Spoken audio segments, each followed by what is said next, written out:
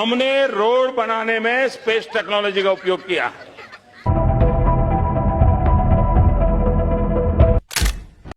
शिक्षा विभाग द्वारा कुल 1,76,000 नहीं 10।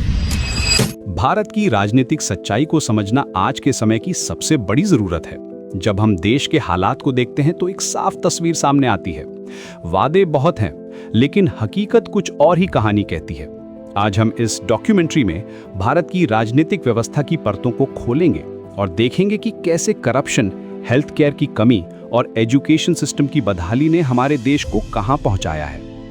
सबसे पहले बात करते हैं करप्शन की। बीजेपी और अन्य पॉलिटिकल पार्टीज के खिलाफ लगातार आरोप लगते रहते हैं। हाल ही में बंगाल में फ्लड रिलीफ के नाम पर 100 करोड़ रुपए के स्कैम का मामला सामने आया है। सीएजी की 700 पेज की रिपोर्ट में साफ तौर पर दिखाया गया है कि 2017 के मालदा डिस्ट्रिक्ट के फ्लड रिलीफ फंड्स में कैसे गड़बड़ी हुई है। ये सिर्फ एक एग्जाम्पल है, ऐसे कई केसेस हैं जहां पब्लिक मनी का गलत इस्तेमाल हुआ है।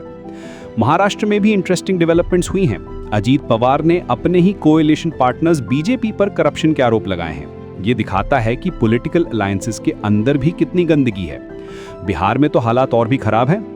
प्रशांत किशोर ने कहा है कि बीजेपी के लीडर्स लालू से भी ज्यादा करप्ट हैं। अब आते हैं हेल्थ केयर की बदहाली पर।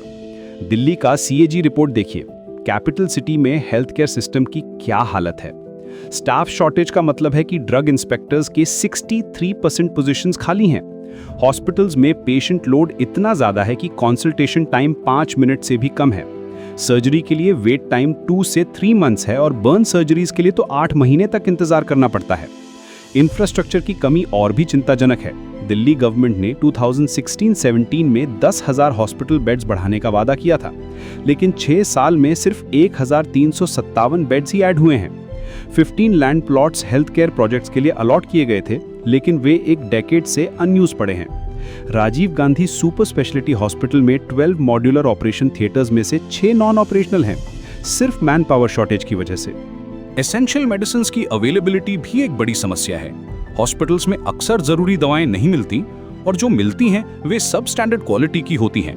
प्राइवेट हॉस्पिटल्स को ईडब्ल्यूएस पेशेंट्स को फ्री ट्रीटमेंट देना चाहिए, लेकिन 47 गवर्नमेंट हॉस्पिटल्स में से 19 ने अभी तक रेफरल सेंटर्स भी नहीं बनाए हैं। डिजिटल हेल्थ इनिशिएटिव्स भी फेल हो गए हैं। हेल्थ इंफॉर्मेशन मैनेजमेंट सिस्टम और ई हॉस्पिटल प्रोजेक्ट के लिए बजट एलोकेट किया गया था, लेकिन इंप्लीमेंटेशन नहीं हुई।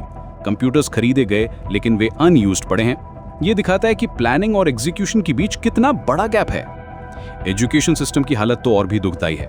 राजस्थान के झालावाड़ डिस्ट्रिक्ट में स्कूल बिल्डिंग कोलैप्स हुई और 7 बच्चों की जान चली गई।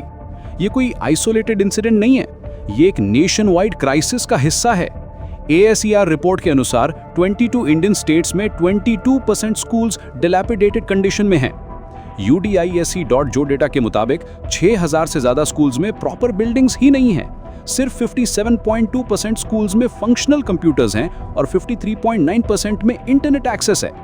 डिसेबल्ड स्टूडेंट्स के लिए तो हालत और भी खराब है।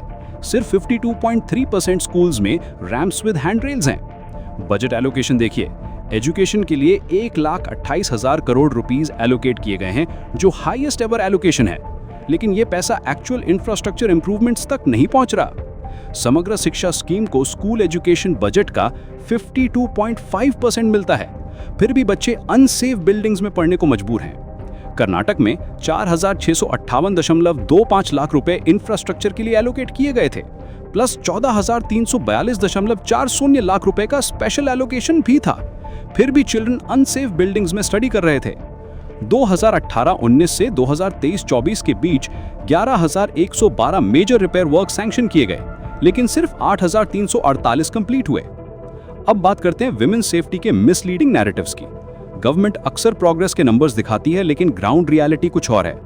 NCRB 2022 के डेटा के अनुसार 4,45,256 cases of crimes against women register हुए। ये प्रीवियस ईयर से 4% इंक्रीज है, यानी हर घंटे 51 कंप्लेंट्स आ रही हैं। नेशनल क्राइम रेट 66.4 केसेस पर लाख विमेन है। दिल्ली में ये रेट 144.4 है, नेशनल एवरेज से 2 गुना। हरियाणा में 118.7 और तेलंगाना में 117.6 है। ये नंबर्स दिखाते हैं कि विमेन सेफ्टी के क्लेम्स कितने हॉलो हैं। NFHS सर्वे के अनुसार 32% मैरिड विमेन ने अपने जीवन में कभी ना कभी डोमेस्टिक वायलेंस फेस किया है। 6.1% ने सेक्सुअल वायलेंस का सामना किया है। ये ऑफिशियल क्राइम फिगर से बहुत ज्यादा है, जो दिखाता है कि रिपोर्टिंग और रियलिटी के बीच ह्यूज गैप है। मिस इन्फॉर्मेशन और प्रोपेगेंडा की बात करें तो ये एक ऑर्गेनाइज्ड कैंपेन है। टेलीग्राफ न्यूज़पेपर के अनुसार giant chunk of disinformation BJP ecosystem से आता है। वर्ल्ड इकोनॉमिक फोरम की 2024 ग्लोबल रिस्क रिपोर्ट में इंडिया को मिस इन्फॉर्मेशन के मामले में टॉप पर रखा गया है, लगातार दूसरे साल। EU डिसइंफो लैब की स्टडी में पता चला कि 265 फेक लोकल न्यूज वेबसाइट्स 65 से ज्यादा कंट्रीज में इंडियन इन्फ्लुएंस नेटवर्क्स द्वारा मैनेज किए जा रहे हैं। 2020 तक ये नंबर बढ़कर 750 वेबसाइट्स हो गया, 116 कंट्रीज में फैला हुआ। कोविड-19 पैंडेमिक के दौरान फॉल्स क्योर्स और कॉन्स्पिरेसी थ्योरीज सोशल मीडिया पर फ्लड हो गए। पॉलिटिकल प्रोपेगेंडा और फेक न्यूज रिपोर्ट्स इलेक्शंस को इन्फ्लुएंस करते हैं, वायलेंस इंसाइट करते हैं और पब्लिक ओपिनियन मैनिपुलेट करते हैं। BJP IT cell head Amit Malviya ने डिस्टॉर्टेड वीडियोस शेयर किए जो एंटी CAA प्रोटेस्टर्स को गलत तरीके से रिप्रेजेंट करते थे। मेन स्ट्रीम मीडिया भी इस प्रॉब्लम का हिस्सा है। आज तक न्यूज़ 18 और इंडिया टुडे जैसे चैनल्स ने पाकिस्तान के बारे में मिस इन्फॉर्मेशन स्प्रेड किया। इजरायली पैलेस्टीनियन कॉन्फ्लिक्ट के दौरान भी इंडियन राइट विंग अकाउंट्स ने प्रो इजरायली डिसइन्फॉर्मेशन फैलाया। यह सब देखकर लगता है कि हमारी डेमोक्रेटिक इंस्टीट्यूशंस सीरियसली कॉम्प्रोमाइज्ड हो गई हैं। फैक्ट चेकर प्रतीक सिन्हा ने कहा है कि Indian right wing has made India the disinformation capital of the world. ये एक सीरियस एलिगेशन है जिसे इग्नोर नहीं किया जा सकता। 2024 लोकसभा इलेक्शंस में मिस इन्फॉर्मेशन का अनप्रेसिडेंटेड यूज हुआ। प्राइम मिनिस्टर मोदी के स्पीचेस में भी कम्युनल रेटोरिक था जो इलेक्शन कमीशन गाइडलाइंस को वायलेट करता था। ऑल्ट न्यूज के एनालिसिस के अनुसार बीजेपी कम से कम 20 कॉन्स्टिट्यूएंसीज में हारी जहां पीएम मोदी ने हेटफुल या कम्युनल स्पीचेस दी थी। डीप फेक्स और AI वॉइस क्लोनिंग का भी इस्तेमाल हुआ। आमिर खान के वीडियो को मैनिपुलेट किया गया ताकि लगे कि वे कांग्रेस को एंडोर्स कर रहे हैं। रणबीर सिंह की वॉइस स्वैप की गई ताकि लगे कि वो पीएम मोदी को क्रिटिसाइज कर रहे हैं। RG कार मेडिकल कॉलेज के रेप और मर्डर केस में भी मैसिव मिस इन्फॉर्मेशन कैंपेन चला। मेन स्ट्रीम मीडिया हाउसेस भी वेरीफाइड इन्फॉर्मेशन डिलीवर करने में फेल हुए। ऑल्ट न्यूज ने कम से कम 12 फॉल्स क्लेम्स वेरीफाई किए, जिनमें से 1/4 मीडिया मिस रिपोर्ट्स थे। ये सब मिलकर एक क्लियर पैटर्न दिखाता है: systematic failure of governance, accountability की कमी और पब्लिक ट्रस्ट का erosion. Health care, education, women's safety, हर सेक्टर में प्रोमिसेस और परफॉर्मेंस के बीच ह्यूज गैप है। करप्शन केसेस कंटिन्यूसली सामने आते रहते हैं लेकिन कॉन्क्रीट एक्शन नहीं दिखता। इंफ्रास्ट्रक्चर प्रोजेक्ट्स डिले होते रहते हैं, फंड्स अनयूटिलाइज रह जाते हैं और मीनवाइल सिटीजन्स को बेसिक सर्विसेज के लिए स्ट्रगल करना पड़ता है।